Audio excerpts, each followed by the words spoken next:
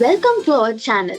Today, we will break down the concept of one nation, one election. It's a hot topic in India right now. We are going to look at what it is, why it's being proposed, and what challenges it faces.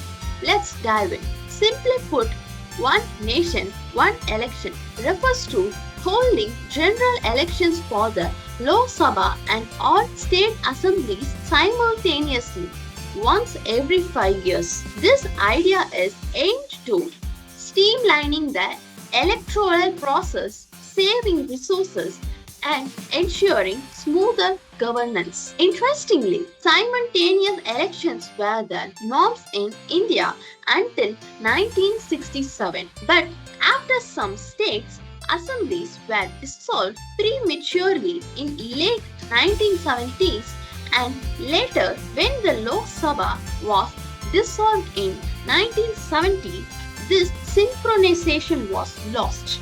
Countries like South Africa and Sweden already hold simultaneous elections. In Sweden, national and local elections happen together every 4 years, while in South Africa, national and provincial elections are again every 5 years. Benefits of one nation, one election. Now, let's quickly look at the benefits of this proposal. Governance and model code of conduct. First, one nation, one election can reduce distractions. Right now, frequent elections impose the model code of conduct, which helps keep policy decision and affects development projects. By aligning elections, we could avoid this constant stop-start governance, reducing political corruption. Another big benefit curbing political corruption. With elections happening every few months, political parties spend vast amounts of money to campaign. One nation, one election would help reduce election costs and minimize the need for repetitive fundraising. Cost savings and infrastructure. It's also cost efficient. It's also cost effective. In 1951, the election expenses were just rupees 11 crore. But by 2019, it skyrocketed to over rupees 60,000 crore. Simultaneous elections could reduce such massive expenses, saving both time and resources. Challenges of one nation, one election. Constitutional and logistical hurdles. First, constitutional challenges.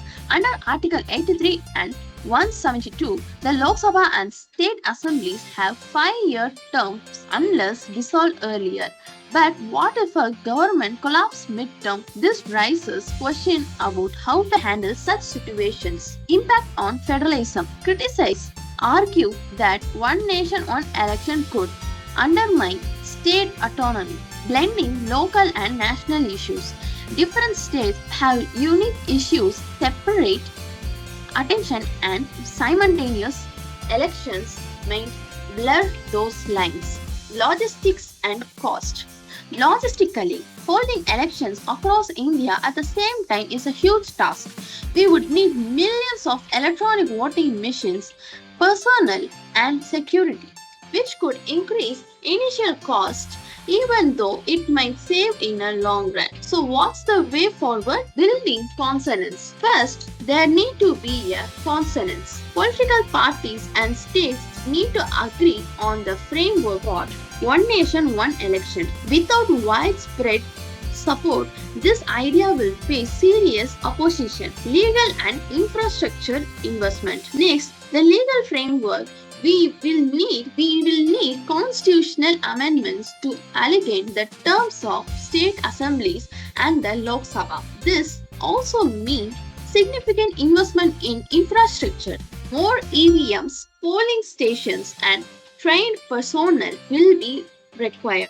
In conclusion, one nation, one election offers several potential benefits like reduced costs and better governance. But the challenges, especially constitutional and logistical, are massive. Thanks for watching.